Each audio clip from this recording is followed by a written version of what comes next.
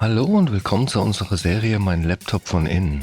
Hier möchte ich euch in einem schnellen Überblick zeigen, wie ihr den Akku tauscht und wie ihr an die wichtigsten Komponenten herankommt, wie SSD, RAM, Lüfter. Ich zeige euch dabei das Innenleben des Laptops. Ich zeige euch auch, was es an Tipps und Tricks noch gibt, was ihr vielleicht beachten müsst.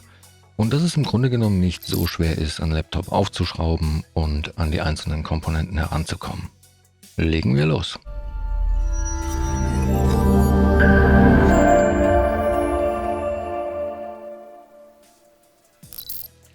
So, wir haben hier ein Gigabyte Aero, wie man schön sehen kann. Und ich sage auch gleich noch ein bisschen was zu der Modellnummer. Aber zuallererst trennen wir mal das Laptop vom Ladekabel. Bei dem Gerät ist es leider so, dass die genaue Modellnummer nirgendwo auf dem Gerät selber draufsteht. Da hat man also nur die Chance, entweder im BIOS zu schauen oder man hat zufällig noch die Rechnung, wo die Modellnummer draufsteht. So, um das Laptop jetzt zu öffnen, muss man diese Schrauben hier lösen. Ich blende euch die auch im Bild ein. Und da gibt es eigentlich nur zu beachten, dass diese Schrauben hier etwas kürzer sind. Die sollte man also getrennt aufbewahren. Zum Öffnen habe ich hier ein Universalwerkzeugset benutzt. Da sind alle gängigen Schrauben und auch Aufsätze mit dabei. Sehr praktisch. Ich verlinke euch das auch in der Videobeschreibung, falls ihr da Interesse habt. Und als Aufsatz nehme ich hier ein T6. So, dann wollen wir mal schauen, wo genau das Gehäuse eigentlich mit der Gehäuseunterseite verbunden ist. Denn da müssen wir dann rein, um es aufzuhebeln. Und hier zum Beispiel kann man die Trennlinie ganz gut sehen. Und auch hier erkennt man ziemlich gut, wo die Verbindungslinie zwischen Gehäuse und Gehäuseunterseite verläuft. Zum Aufmachen des Gerätes benutze ich hier einen dünnen, flachen Metallgegenstand. Und dann schaue ich mal, wo ich am besten reinkomme, um eine Öffnung zu kriegen. In dem Fall fange ich jetzt mal auf der Geräterückseite an. Und dann versuche ich die Gehäuseunterseite ein bisschen nach oben zu hebeln. Mit ein bisschen Wackeln und hin und her rutschen funktioniert das immer ganz gut. Und ja, das laute Knacken gehört dazu. Das ist einfach, wenn die Unterseite aus den Einraststellen gelöst wird. Dann knackt und knirscht das manchmal, das ist aber normal. Und ja, dann kann man eigentlich auch schon mit der Hand meistens drunter fassen und das mit ein bisschen rütteln und hin und her bewegen einfach abziehen. So, jetzt da wir die Unterseite gelöst haben, könnt ihr sie auch mal von innen sehen. Und so sieht dann das Gerät von innen aus. Gut, bevor wir jetzt irgendetwas weiteres machen, trennen wir aber auf jeden Fall erst einmal den Akku vom Mainboard, dass das Gerät auch wirklich keinen Strom mehr hat. Und den Akku sehen wir hier. Und da läuft das Kabel und der Stecker zum Mainboard.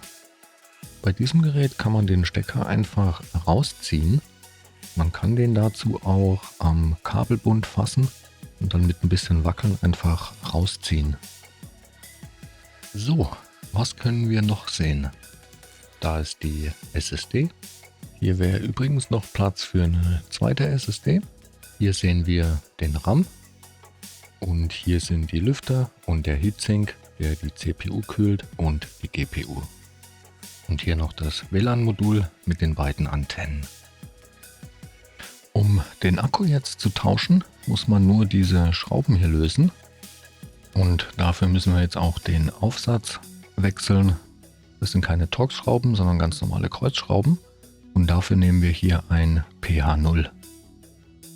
Wenn die Schrauben dann alle draußen sind, kann man den Akku einfach aus dem Gerät herausnehmen und gegebenenfalls durch einen neuen ersetzen. Unter dem Akku sehen wir hier jetzt übrigens auch das Touchpad. Das lässt sich in dem Fall auch einzeln lösen. Dafür muss man nur diese Schrauben hier rausnehmen und dann noch die Kabel, die das Touchpad mit dem Mainboard verbinden, trennen. Die sind jetzt in dem Fall unter so einem kleinen Klebeband versteckt, das man einfach abtrennen kann. Und das ist hier mit einem Kippschalter verbunden. Den klappt man zuerst nach oben, nicht einfach dran ziehen. und dann kann man das Kabel aus dem Stecker ziehen. Beim Wiederverbinden nur darauf achten, dass das Kabel wieder richtig drin sitzt, bis zu dieser Linie, die man hier sehen kann. Bis dahin einfach wieder reinstecken, dann den Stecker einfach wieder zuklappen. Um den RAM-Riegel, der hier ist, auszutauschen, muss man eigentlich nur diese beiden Klammern an der Seite so ein bisschen nach außen schieben. Dann springt er einem förmlich entgegen.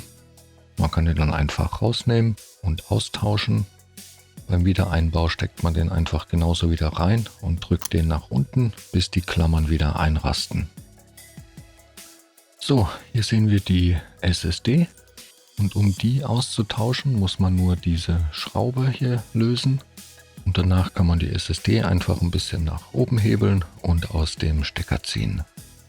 Der Einbau ist genauso einfach. Man steckt die SSD wieder in den Slot, drückt sie leicht nach unten und dann kann man die wieder verschrauben. Und ja, vom Prinzip her ist das natürlich genau das gleiche bei der zweiten, die hier drüben reinkommt und da verschraubt wird. Die Lüfter kann man bei dem Modell nur zusammen mit dem Heatsink tauschen und dafür muss man die Schrauben am Heatsink selber lösen. Die haben hier einfach nur so eine kleine Abdeckung, die ist ein bisschen gepolstert und die kann man abziehen. Und ja, danach muss man natürlich noch die Schrauben rausnehmen, die den Lüfter selber halten oder die Lüfter in dem Fall. Und auch dieses Kabel hier, da sitzt nämlich eine Schraube drunter, macht man am besten ab. Die kann man einfach nach oben abziehen. Und natürlich muss man auch die Lüfterkabel vom Mainboard trennen. Der eine ist hier drüben und der andere Stecker ist hier unten. Und ja, wenn man das alles gelöst hat, kann man dann die Lüfter samt Heatsink nach oben hin rausnehmen und dann eben gegebenenfalls durch neue ersetzen. So, den Akku können wir jetzt einfach wieder in das Gerät zurücklegen und in dem Fall stecke ich jetzt erst das Kabel wieder dran, einfach weil man da wirklich viel mehr Platz hat, um das richtig reinzudrücken. Und danach kann man den Akku auf die Gewinde drauflegen.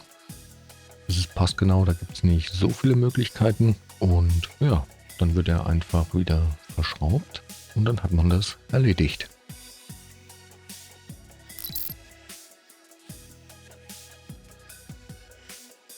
So, die Gehäuseunterseite wird jetzt einfach wieder drauf gedrückt.